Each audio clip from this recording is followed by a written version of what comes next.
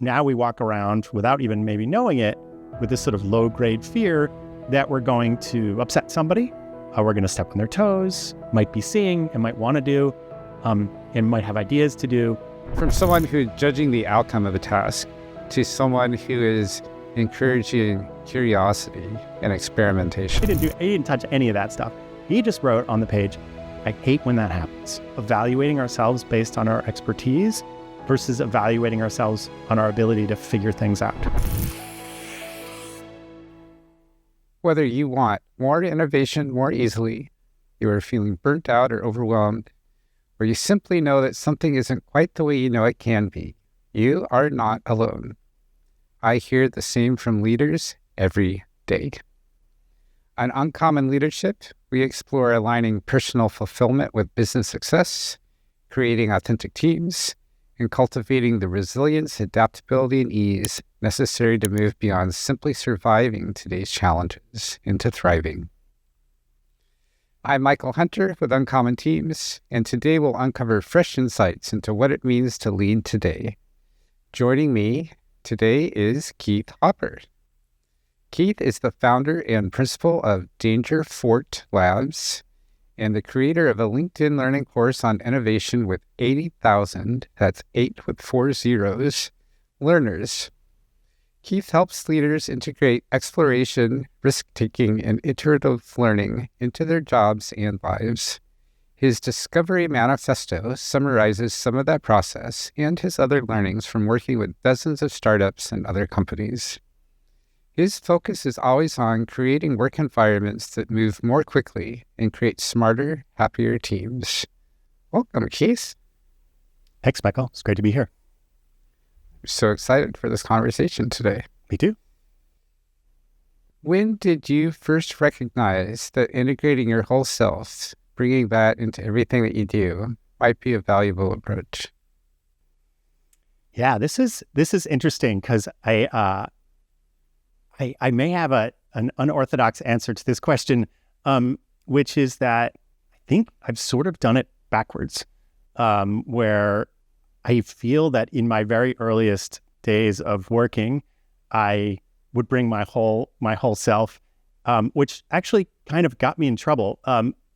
I don't think that I did it because I had a sort of higher purpose or desire, demand to be sort of authentic and integrated in a way that I thought was sort of necessary. It's simply because I needed to do that to be motivated. I wanted to engage with the things that I was curious about. I wanted to say the things that I was thinking and that my ideas that I had, and this is the value that I really wanted to bring.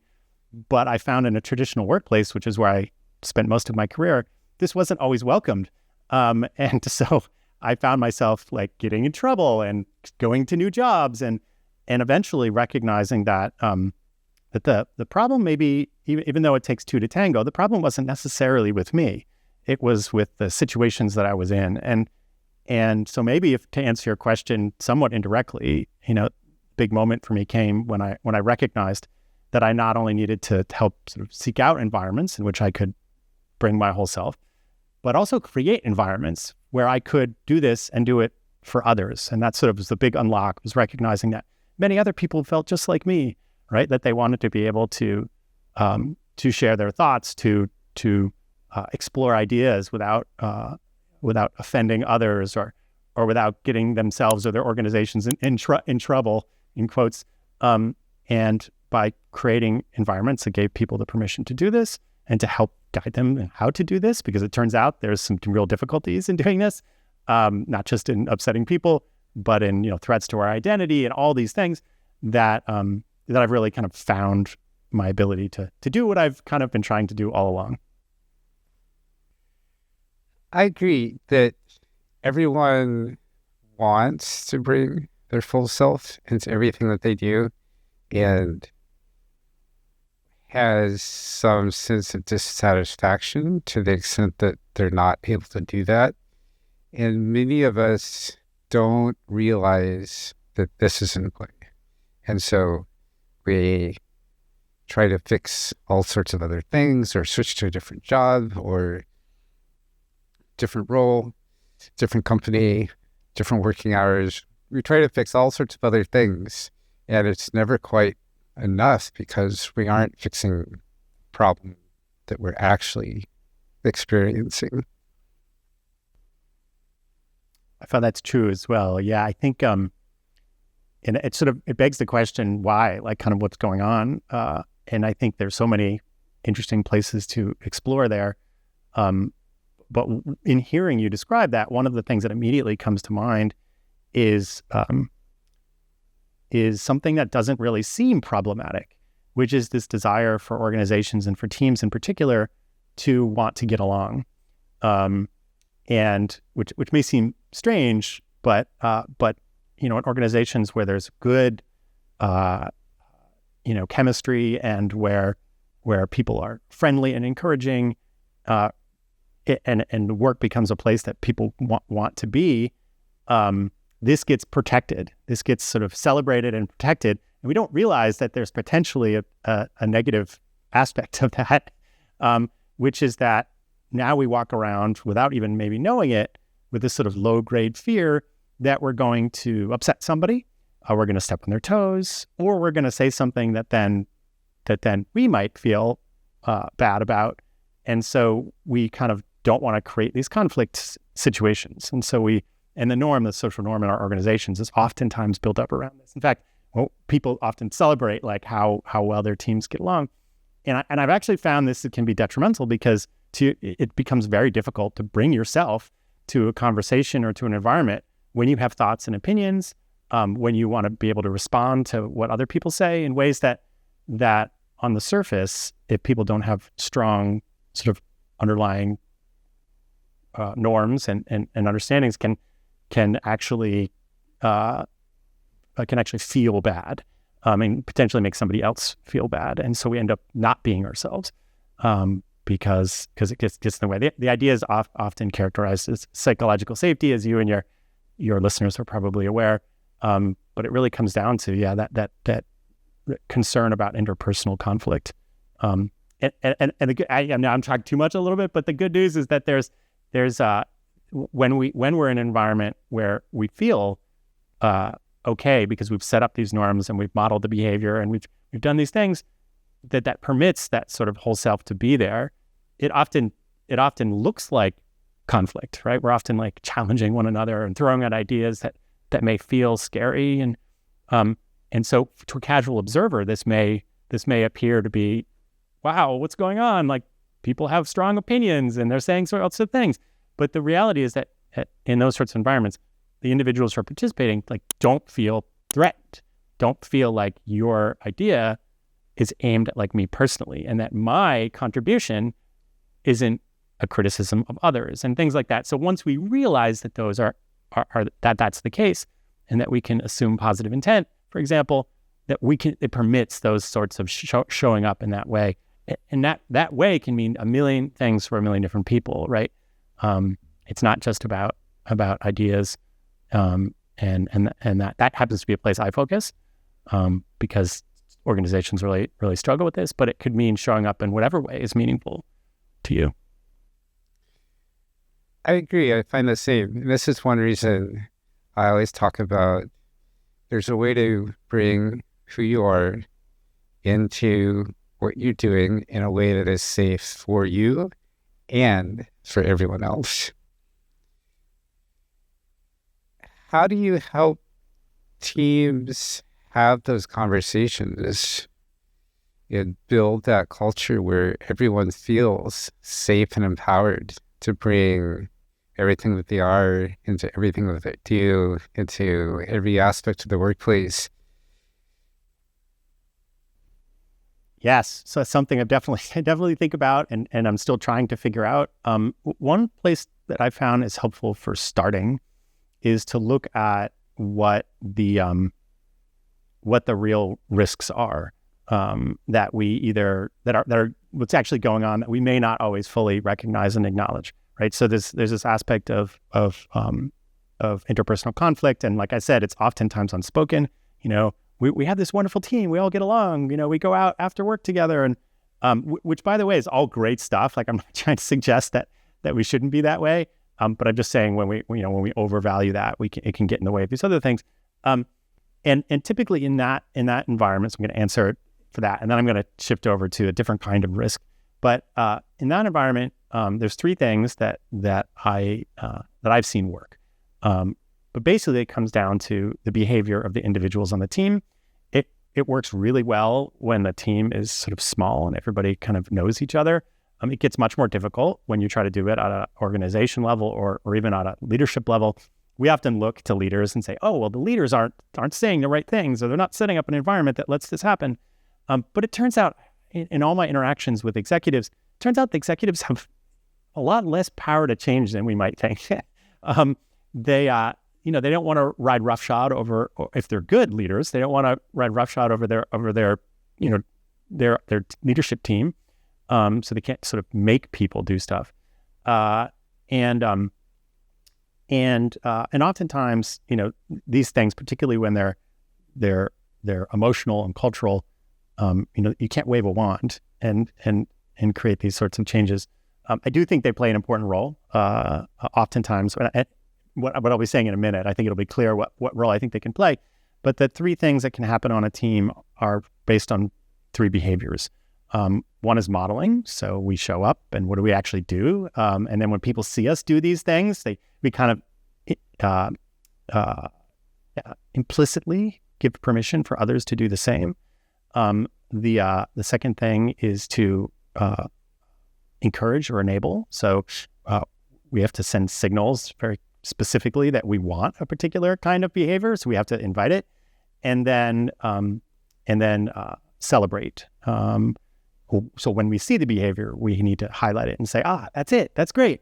And so to give a concrete example that relates to the kind of work that I do around discovery and experimentation on teams, is being able to say, so the first one, modeling behavior, being able to say, I don't know, which is, seems pretty straightforward, but, our workplaces are built around having expertise and confidence and a level of certainty and predictability in our actions. And being smart is often perceived, sometimes implicitly, or having the answer is often perceived implicitly as a sign of strength. So it can be difficult to say, I don't know. So just being able to do that makes it okay for other people to say, I don't know, right? That's the modeling component. And when you're dealing with uncertainty, let's face it, that's the definition of uncertainty, is that we don't know. And so to be able to actually say that and talk about it and make it part of our work and our dialogue is critical. So the modeling is the first part. The making space for it, like permitting it and inviting it, oftentimes looks like something like, I need help. Again, something that our workplaces don't always encourage us to do, but that's the reality, right? If I don't have the answer, maybe somebody else does, or maybe they've got ideas. And having a diversity of thought and perspective in trying to solve difficult, thorny, and uncertain problems is absolutely critical. So to be on a team and recognize that you're reliant and on others, and that we need each other's opinions and challenges and ideas, which are the very things that I've mentioned earlier can get us in trouble, right? Because we get scared of sharing them, or we get scared of hearing them. We need to invite it. We need to specifically say, I need help. I need your ideas. Maybe this is very specifically what I need. And we need to obviously be genuine about that. And being genuine about it is where the third part comes in, which is around celebrating, which is when somebody does it, when somebody says something, like maybe that in another context might cause us to go, whoa. Like if they say, yeah, I think we're making a mistake in doing X, for example. When I think we're spending too much time in meetings. We're having too many meetings. And now if I'm the one that that calls all the meetings, that I may be threatened by that, right? I mean, it might be like, oh my gosh, they're threatening my leadership. But in that situation, to be able to say to that person, I'm really glad you brought that up. It's not something maybe we talk about enough. So let's talk about it more. Why do you think, we have too many meetings? Explain to me, give me examples. I want to understand where you're coming from. And so we've just done the third thing where we've celebrated somebody doing it. So now somebody feels like, oh, they didn't get upset. Great, maybe. And then others see that, right? And others go, ooh, maybe I can do that too. And then we go back to it was sneaky little move, right? Where I reintroduced that middle one around the invitation. Again, I went back to that one, which would said, tell me more. Like, I want to know more. I'm actually curious, and, you know, being genuine about it. And it in a weird way, it's as easy as I'm saying, and it's quite magical. I have a set of cards that I use to help teams practice these things. As I say it, I mean, everybody's probably listening and going, yeah, I kind of get that.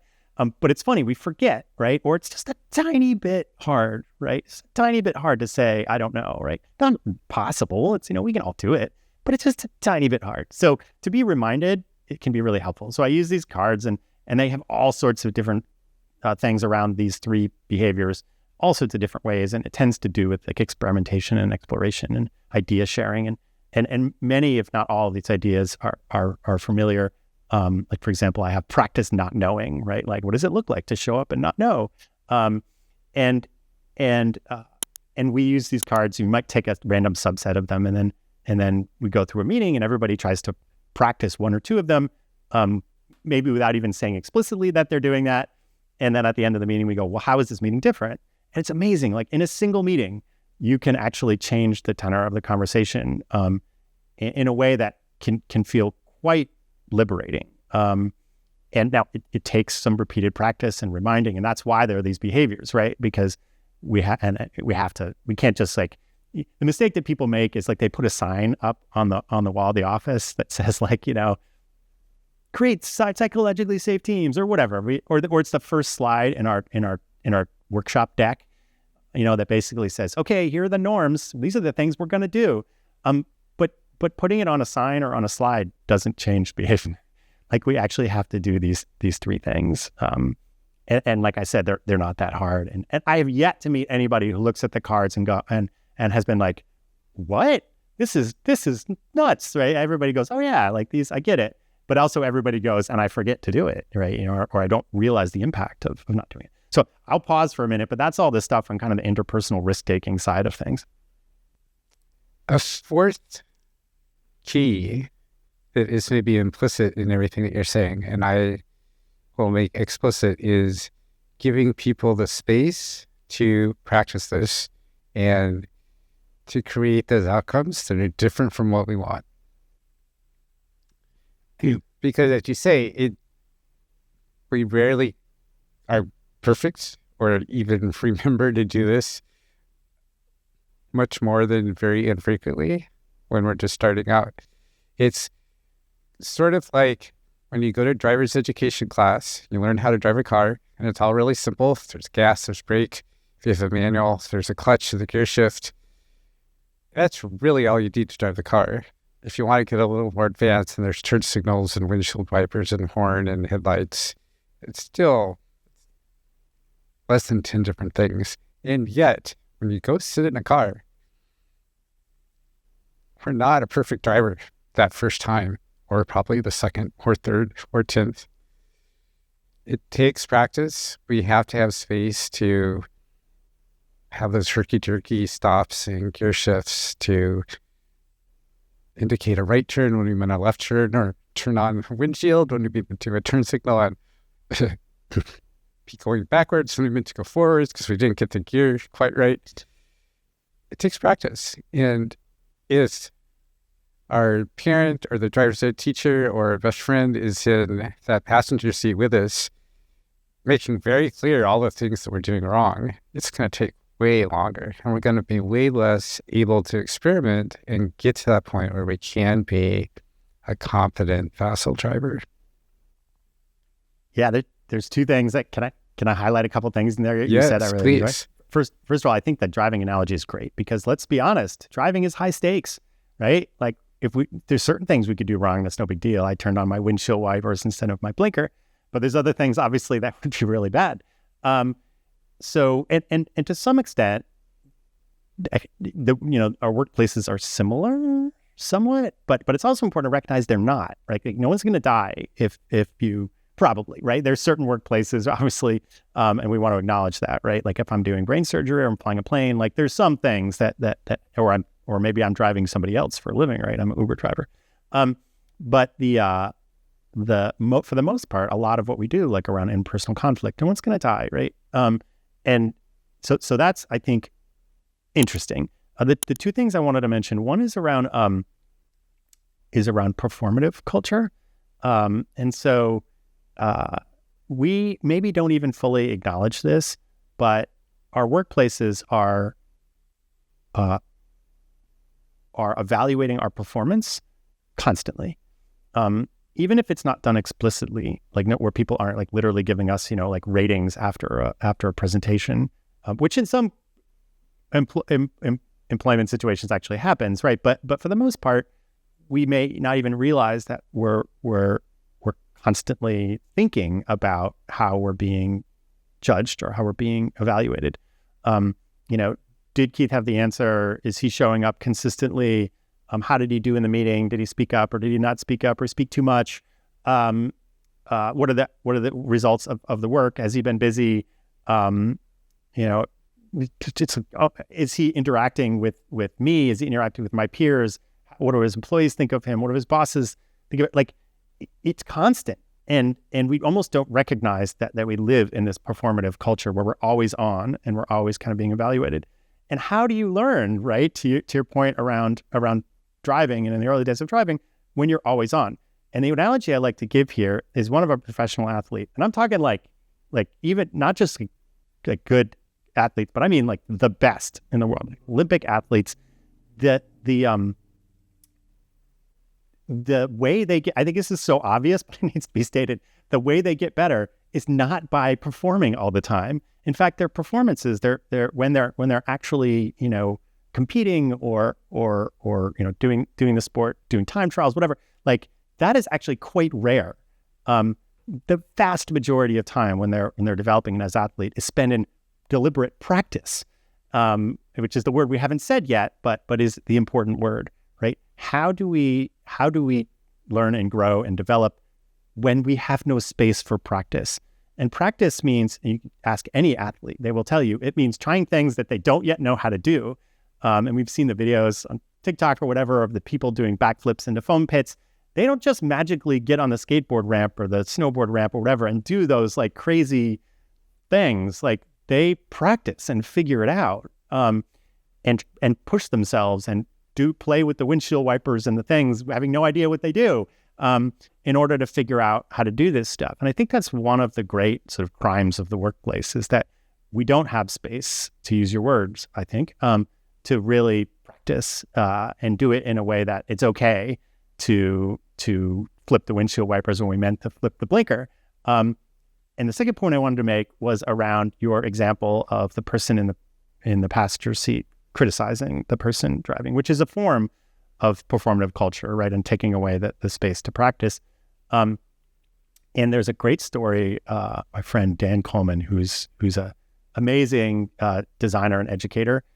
He tells me about a writing course that he provided for grade schoolers many years ago, maybe third, fourth grade. So when you're really starting to get your wings around writing, that in most of those contexts, still today in most schools, what happens is you write, your first few sentences or whatever, as part of an assignment, you give it to your teacher, and your teacher looks at it and corrects, takes out the red pen and corrects all the things that you didn't do right, maybe gives you a grade, and then hands it back to you. And so your very first experience trying something that's brand new is one where you screwed up and all the things that you've screwed up. And so how are you going to feel about that, right? You're going to be like, well, I did this thing and it felt bad.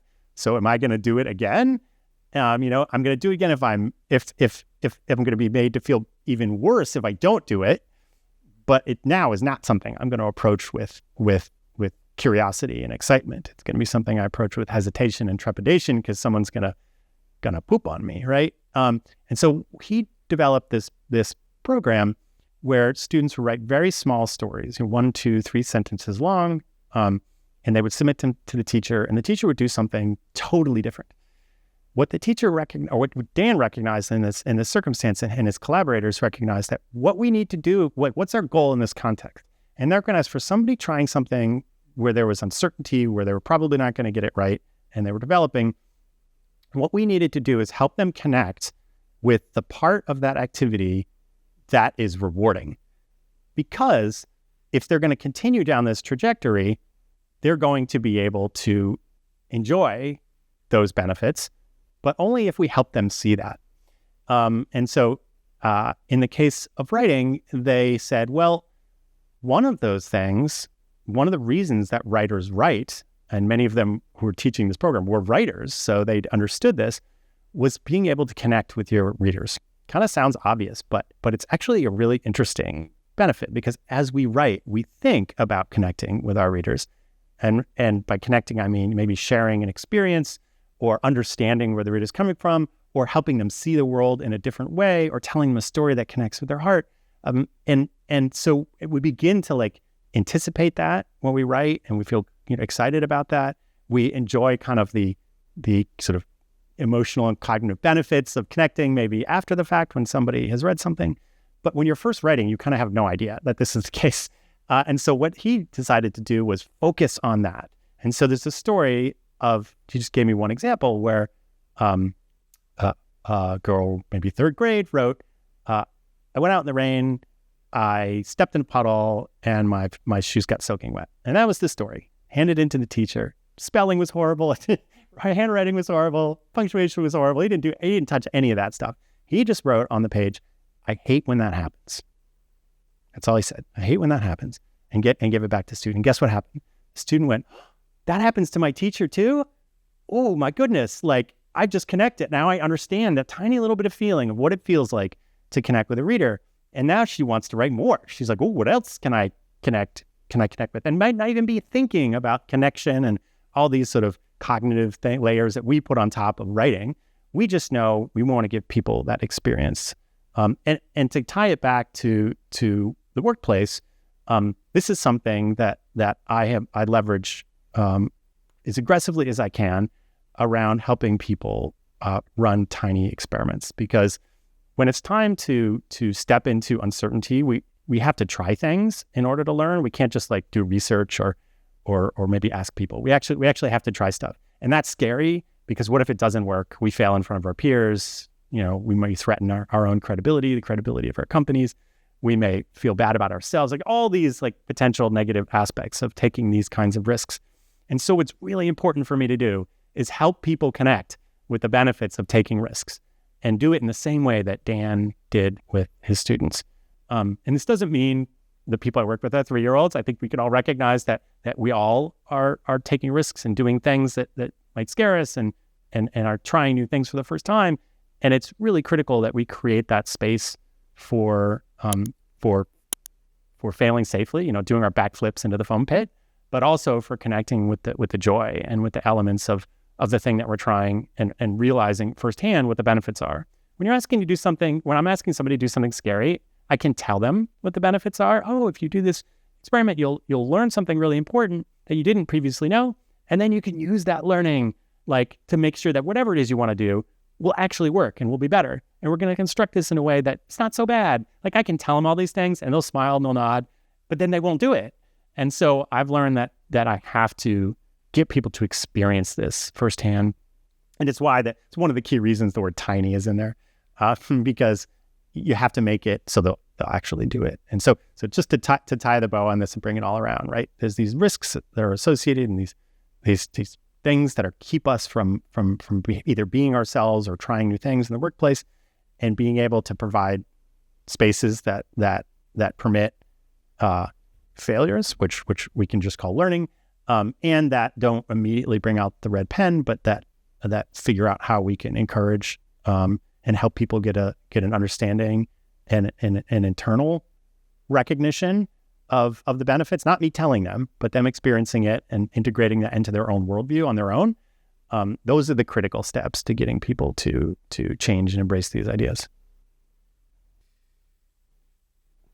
One way to summarize all of those ideas and experiences is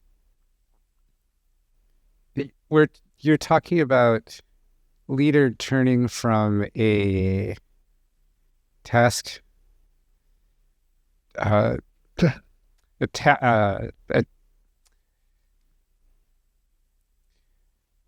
my words are escaping.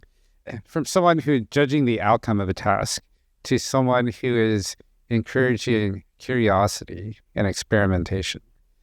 Because in really everything that we as humans do,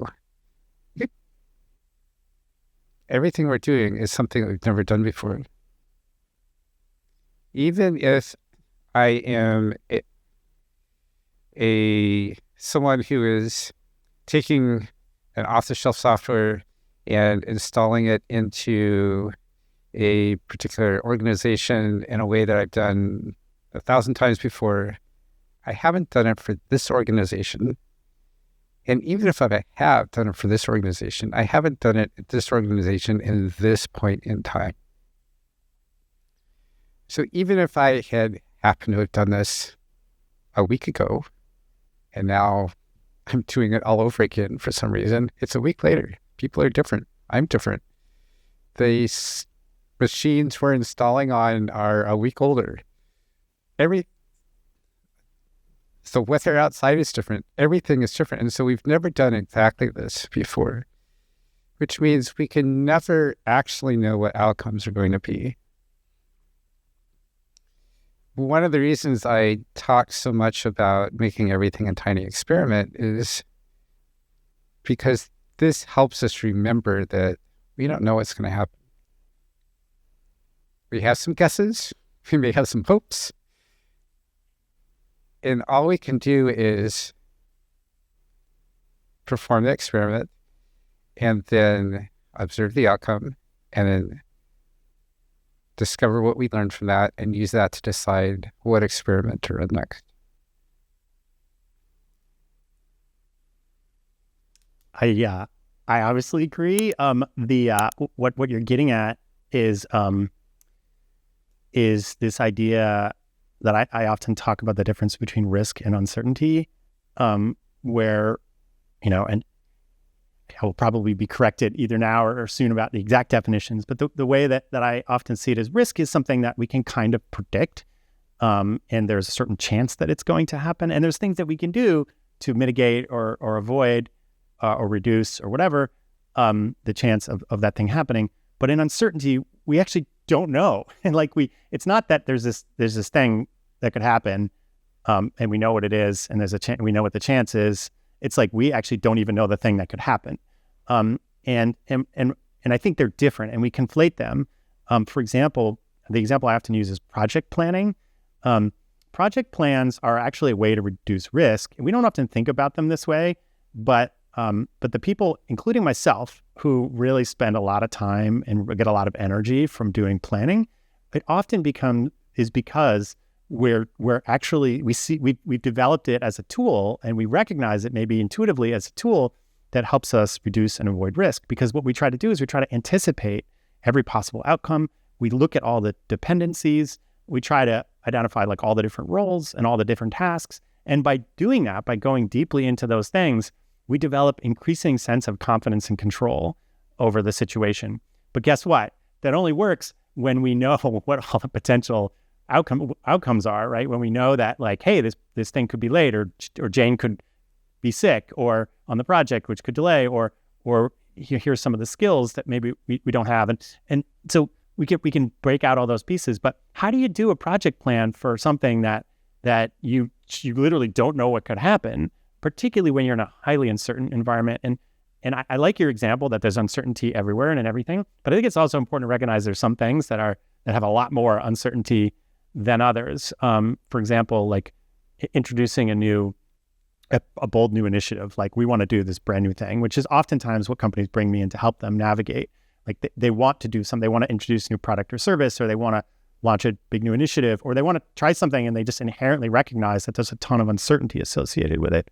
And I've worked on all sorts of stuff, everything from, an organization trying to figure out how to navigate changing, coming back to work or a hybrid work environment, right? It doesn't really feel like a big innovation, but they recognize that there's like, they have no idea what the right way to do it is. And they recognize it's potentially rife with problems because they have employees who feel differently and people maybe aren't voicing their thoughts and everybody might have different opinions. And so like, how do you do that? How do you navigate that space in a way that's sort of authentic and gets you to a good place?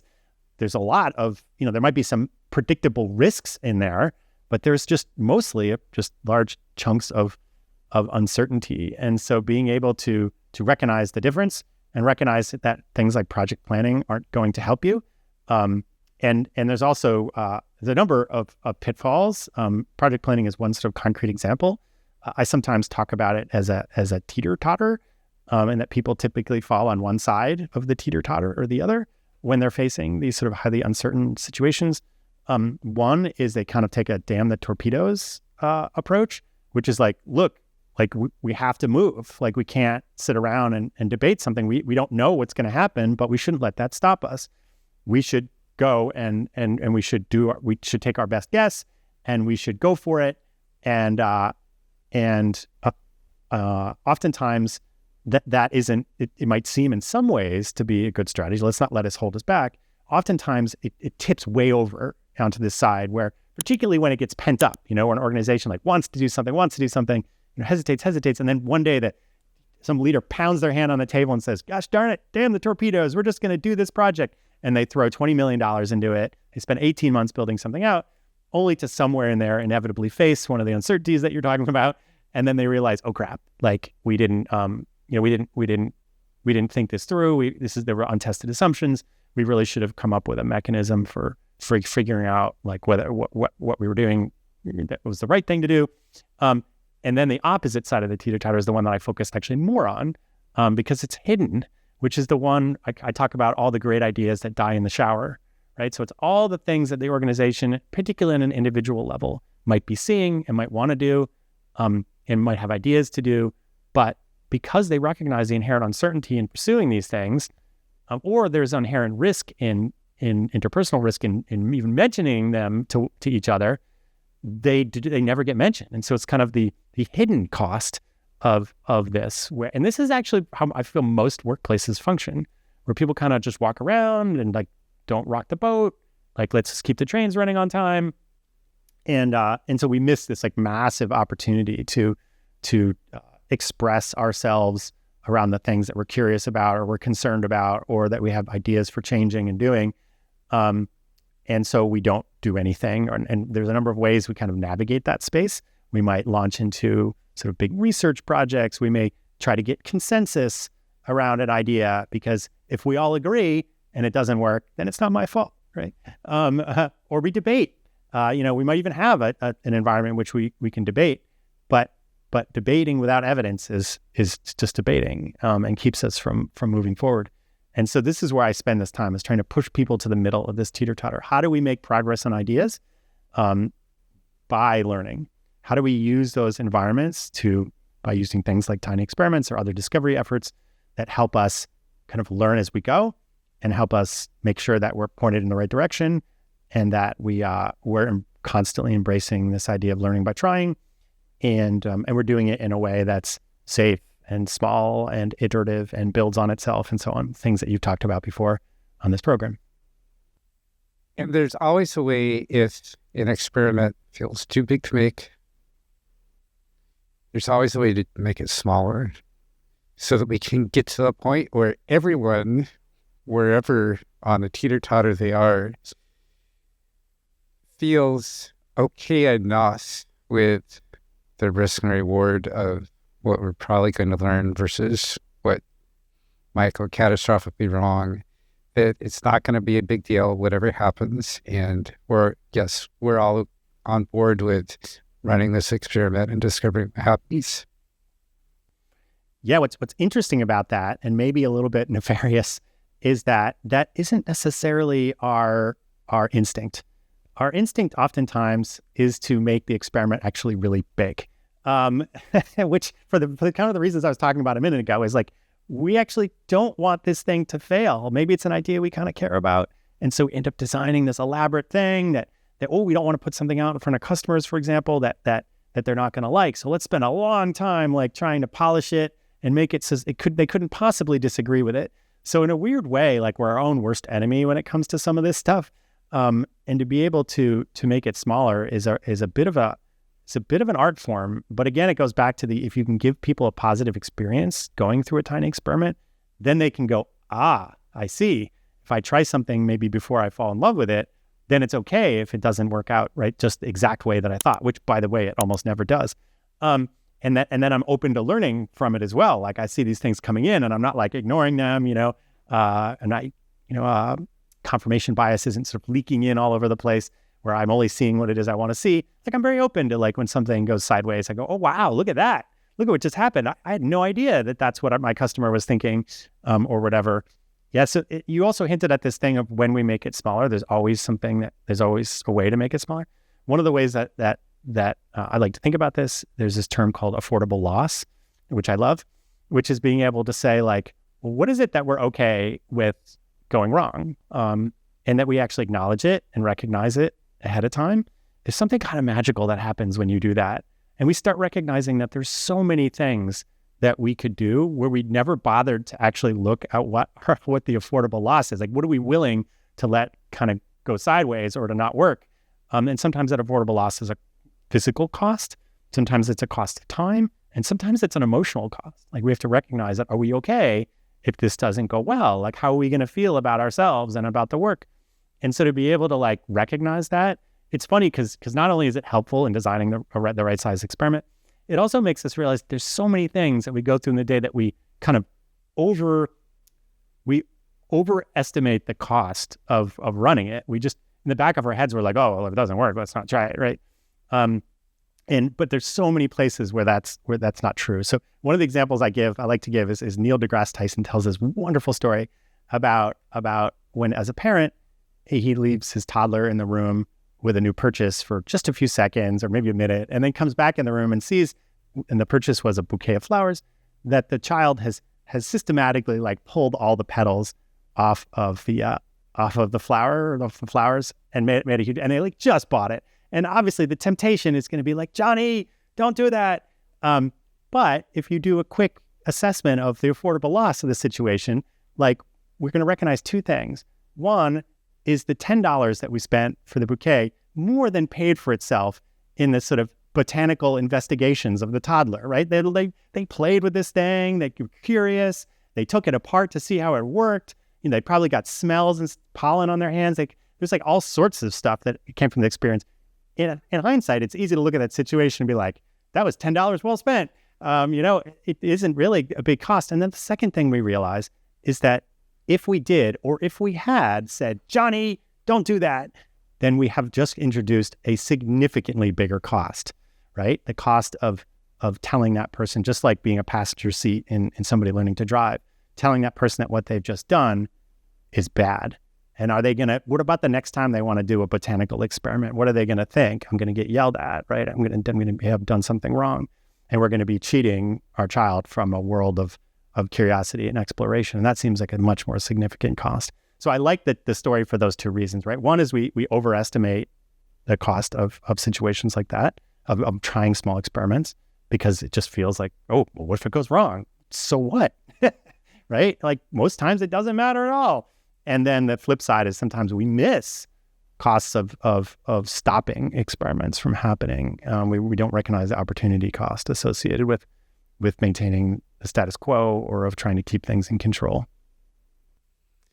This reminds me that when we're searching for ways to make an experiment or smaller, it's not necessarily the physical or conceptual size that we're searching for a way to shrink isn't the only option. For example, if we want a way to if we have a new product idea, if we want to get feedback from real life customers early, we could put together the full product. As you were saying earlier, we could put together a very basic MVP thing that everyone talks about these days that does like one thing, happy path all the way through, none of the edge cases or even the can't even cancel dialogues. We could also go to the customer with a pile of stickies or note cards and on the fly draw out the UI and explain to them what's going on and ask, what would you do next? Say, well, I'd push that button. Okay.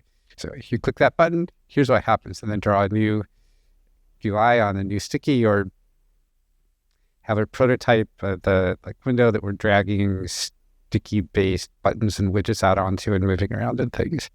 It's a super low-cost way. We can get on-the-fly feedback, follow the customer wherever they're going. It doesn't involve doing any development work.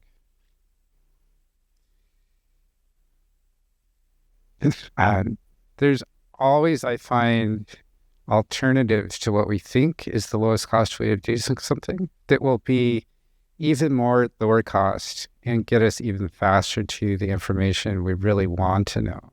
If we can take a step back and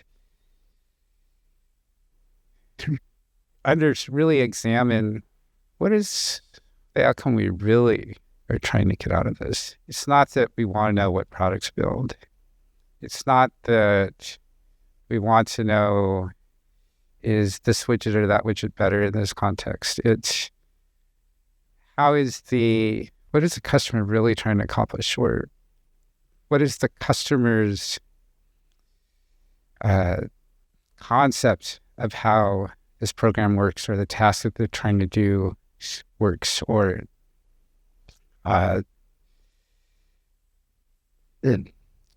what their experience in this environment is.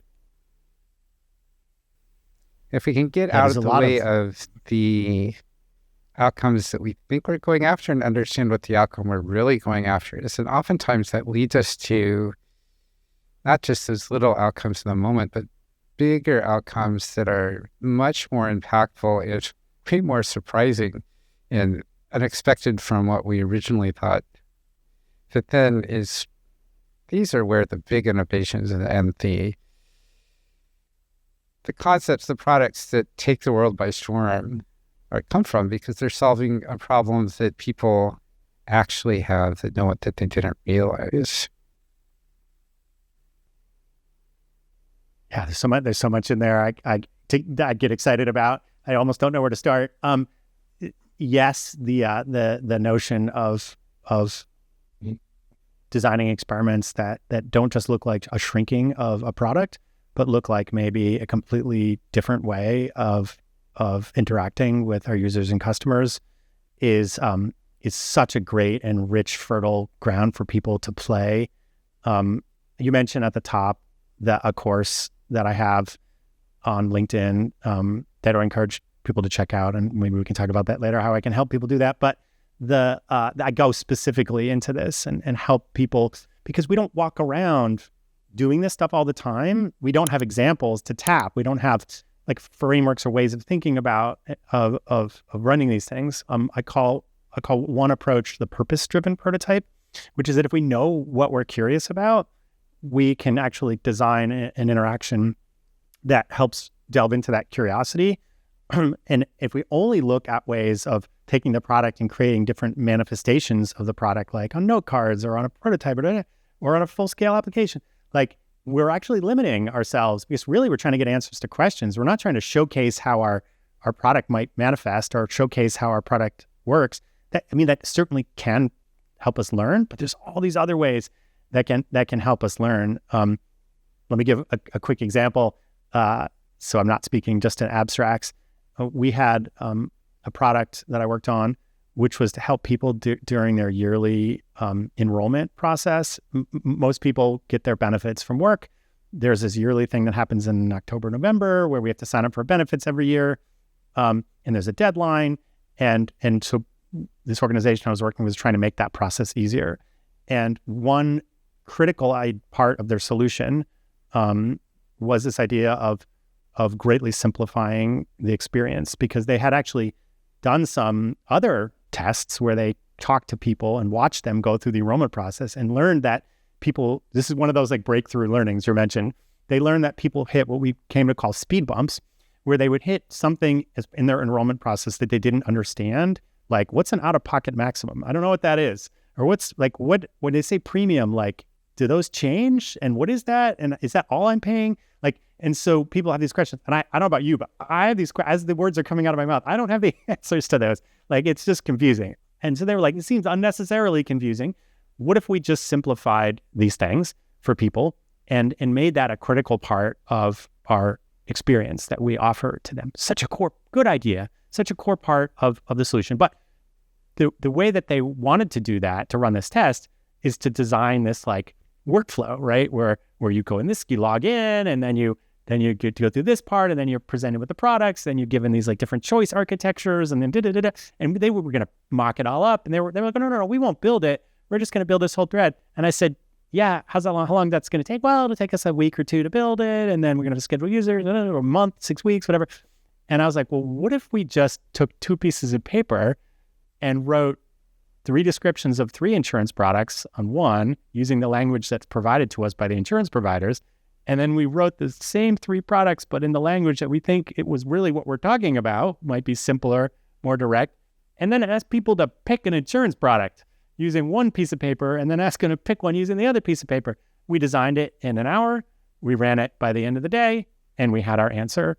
And so the nice thing about that is it's not really, it gets at this key question we have without us not only having to build, but without us even thinking about the solution, really. I mean, it's a component, sure, and it's a component we're very curious about, but it's a way of kind of plucking that out of the bigger experience and focusing just on that bit.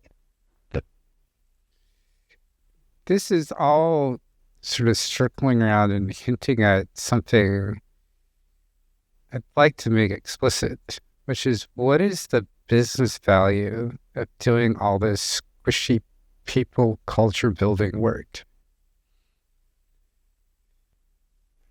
Yeah, I mean, I know you're right in that we've kind of been circling around it. But probably the biggest and most obvious was when I was trying to talk a little bit about uncertainty. And you mentioned that there's uncertainty in everything, even the predictable things that we did yesterday and we're doing again today. I think it's not a stretch to suggest that we're moving in a direction in our lives and in our work of increasing uncertainty, where things are changing very quickly and where organizations can't rely on what worked for us in the past. We have to be kind of constantly trying to figure out how to better serve our markets and how to better work together and all these things. Or organizations are going to design themselves, into obsolescence very quickly because somebody else is going to come along and do it easier, faster, cheaper, or with AI or whatever. And so to be able to understand that and understand that the tools that we have for navigating uncertainty in a traditional environment are not serving us particularly well. The ability to do that is simply the difference between our organization surviving and thriving. And then also individually, I think it's actually, I mean, certainly there's the same component, right? There's just take AI, setting aside, a lot of potential concerns and upsides and downsides. I would argue that being able to sort of understand it and be able to talk about it and understand its pros and cons and how it may fit into your work in your industry, and like, is it an important thing? And to be able to figure that out and navigate and experiment with it is something that's gonna potentially like set not everybody and not every circumstance, but is potentially going to set us up. But the opposite, right, of sort of resisting it or avoiding it or not like approaching it with curiosity is going to potentially get us in trouble. So there's some very practical things, right? Like the world's moving not just in our companies, but in our careers, and in our lives. Like, what are the things that bring us meaning and that we want to pursue? Those things also have uncertainties associated with them. In fact, maybe even scarier uncertainties, because the idea of confronting things that are central to our identity as human beings and our passions that we care about, confronting those sometimes are the most scary propositions of all, right? Because then what happens if it doesn't work and all this. But also to us, where we started the conversation at the very beginning, where what happens to us emotionally, like to be able to bring ourselves to our lives and to our work and to our families and like is pretty important. And we live lives of quiet desperation when we can't do that. And we might not even be recognizing that we're living those lives because we're following, invisible lines painted on the road and invisible guardrails. Or maybe they're not invisible, but maybe we don't talk about them.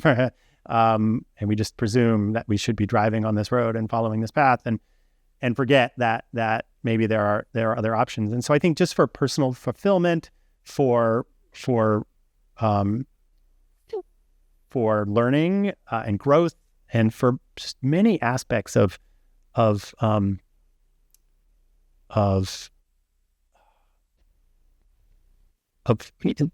thinking about like Maslow's hierarchy of needs, or everything from the most practical, basic, like how are we going to make sure that we continue to make a living and that we can be contributors to society, and that we can feel valued, and that we can actually solve very specific problems and help our family. Like those things, like we need experimentation and exploration and discovery to kind of figure out when the world is moving quickly. But then all the way up to the very top, like how do we feel about ourselves? One of the things I like to talk about is this idea of evaluating ourselves based on our expertise versus evaluating ourselves on our ability to figure things out. And so evaluating our expertise means if we step into an area that we don't know, we're going to feel threatened. If we fail all of a sudden, and if we evaluate ourselves and our expertise, that means we're no good, like we're not capable. Maybe I shouldn't do this. I'm going to feel horrible. So I kind of stick to the things that I know how to do, which are potentially becoming increasingly irrelevant. And then there's this idea of, well, what if we didn't evaluate ourselves, like just not on a new level of it, like I figured out AI, now I'm going to evaluate myself on my ability to understand AI. But instead of that, we go, no, let's stop evaluating ourselves on expertise and let's start evaluating ourselves, if at all. But I mean, we probably can't help it, but on our ability to do this sort of discovery work, to get answers, to learn and adapt and grow, to be able to figure things out when there's uncertainty, like to have a way of looking at the world and a set of tools that allows us to move through these things where we don't know. Like there is actually, that's what I do, is like help people figure out how to think and work differently in these spaces. So I know it's totally learnable. And if we can develop confidence and an identity around that, around being somebody who can figure stuff out, not somebody who's, existing skills now feel threatened, I'm going to be in a place where I have a much healthier relationship with my work and myself and others. And I can achieve things, I would argue, that are way more significant to what's important to me. It doesn't have to be like fame or whatever, right? It could be lots of different things. But it's important to me. I can actually do those things. Whereas in the former situation, I'm kind of trapped in the things that I already can do. And I think that difference, like at the top of Maslow's hierarchy of needs, that difference is profound. And I think is absolutely critical for us functioning as individuals and as communities and as workplaces. Like to have that ability is a game changer. That was a very long answer, but it's important to me. So I think about it a lot. Yes. If I were to compact your fabulously detailed answer into a very few amount of words, it's that the more we're able to bring everything that we are into everything that we do, and the less that we are in it, spending our energy fitting ourselves into a little box that chafes and burns and is super onerous, the more energy we have to put toward coming to developing the creative solutions that are going to help create all the outcomes that the business is there to create. And the more we can bring everything we are into everything that we're doing at work, the more likely we're going to want to stay there and continue helping this business create those outcomes rather than defecting off to some other business that we hope will be a better fit with who we are or better allow us to do that. Yeah, that's right. I've definitely experienced this. I have a program that I designed with the Nature Conservancy, and that we both agreed that we can talk about this like publicly. But basically, it's exactly that. It's designed to help people in their individual jobs explore these very ideas. Like, how do I integrate trying ideas and learning from trying and iterative experimentation like into my day-to-day work? So we focused on the very granular, and we had people essentially design and run their own sort of micro experiments within their day-to-day work. And we did this as a longitudinal program. So it went over several weeks. It was a very, very small part. So she didn't pull them out of their day job, and it was really integrated. And we sort of drank our own champagne or whatever, where we ran the course iteratively, and we set up all these measures. And I think we ran it 6 times over the course of about a year and a half, continuing to revamp and improve, and in a couple places overhaul, and landed in a place where we were aiming to do exactly what you were describing, was changing the experience of individuals in an existing organization of what it means to do my job, and change it so that people can bring their own authentic selves, their own questions and curiosity, their own ideas about what's possible, their own ways of solving problems, their own ways of working with people differently that were more encouraging and more rewarding. And then we measured those things and found significant modifications in people's interest in their jobs, in the meaning and purpose it brought to their work, and in the change that they were able to bring about. Some cases pretty massive. I mean, these things we were doing were aimed at being so small that they would, as we talked about earlier, like that people would like kind of just go through the experience of like within a couple weeks tops of them changing some tiny little thing. It was oftentimes like, oh, I'm just going to bring this different thing to a meeting or whatever. And what we found in some cases, not only in almost all cases did people significantly change the way that they looked at their work, but in some cases there was significant impacts to the business. And this was in an environment where we weren't trying to get impact to the business. We were just trying to get people to experience the benefits so that then they could carry it forward and have an impact to the business. But even in this context, we had significant changes. One of my favorite stories, if you'll entertain me, just because I love this one, is of how it really changed somebody's sort of work and perspective. So we ran it for everybody in the organization that wanted to. So we have the director of the whole organization, and all sorts of different folks. So one person was an executive assistant, and we were sort of brainstorming together because the coaching was sort of part of this program.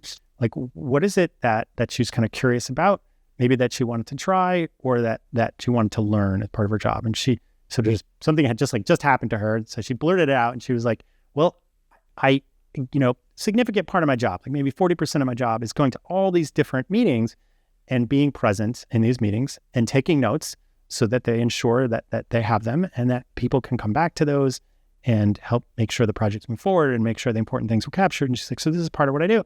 And what recently happened to me it was a really important meeting, and I wrote up very detailed notes, and I posted a link and sent it out to everybody.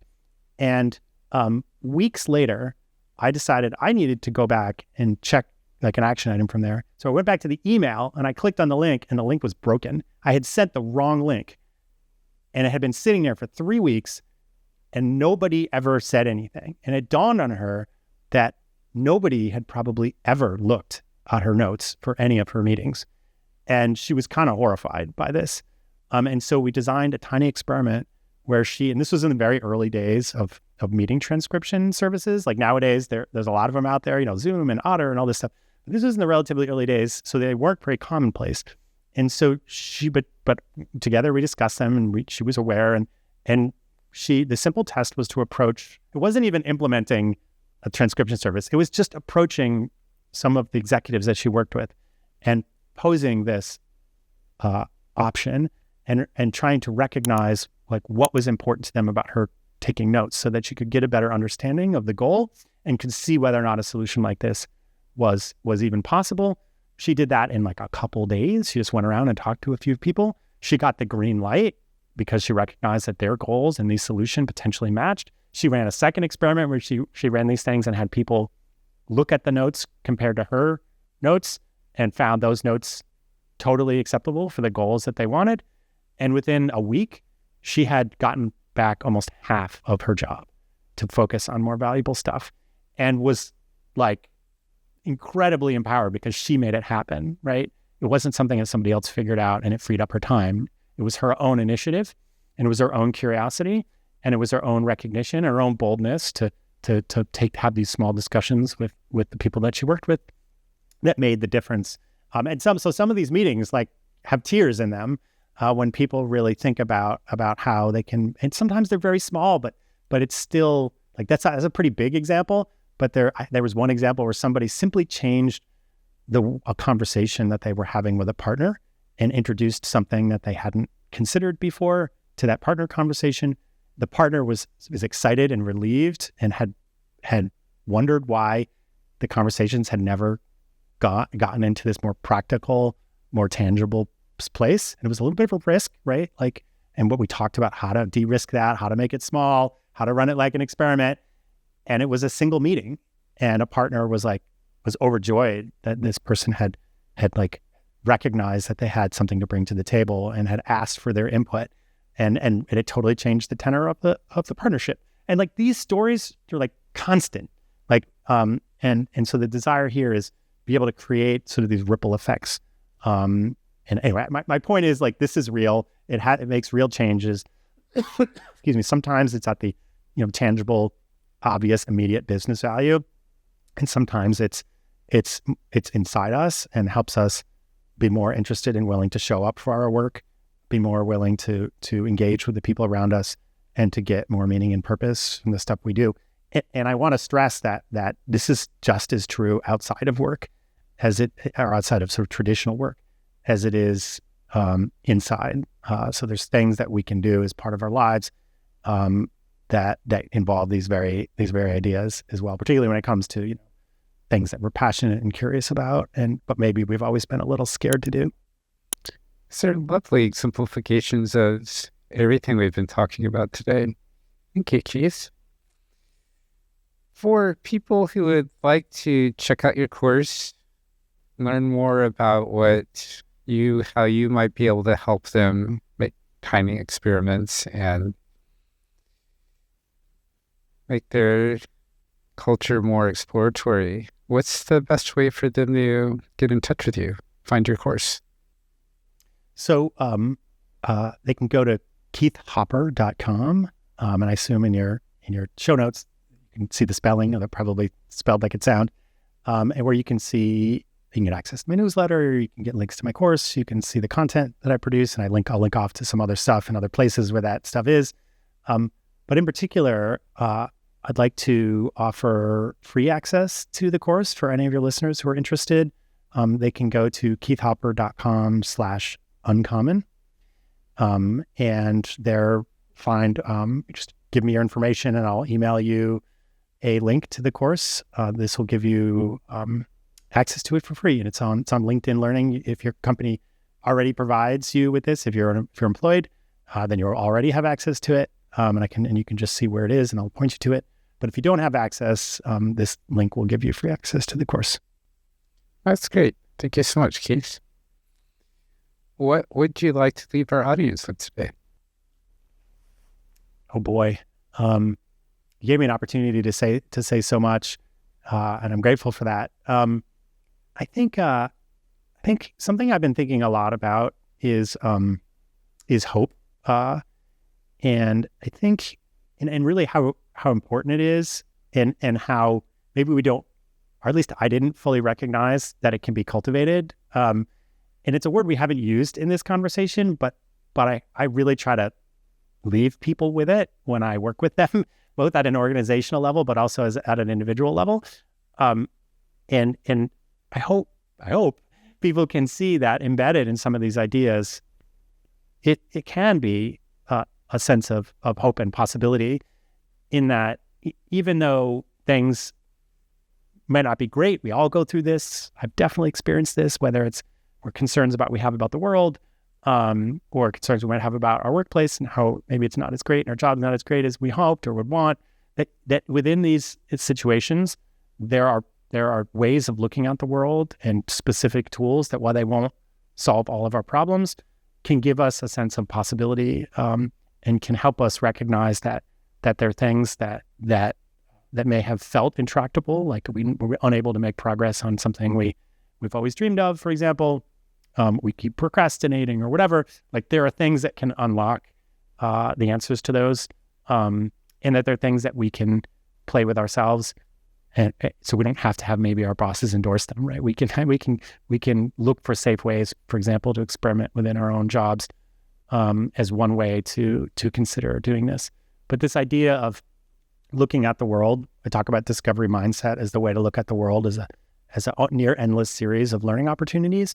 That simple idea through some of the things that we've discussed today can unlock so much and help us think about what's possible. I think looking at the tool as a potential engine of hope makes me excited. So if anybody else, if it resonates with anybody else, I would encourage them to pursue tools like this. And like I said, I have some stuff that on my site that I can point people to that will help them get started.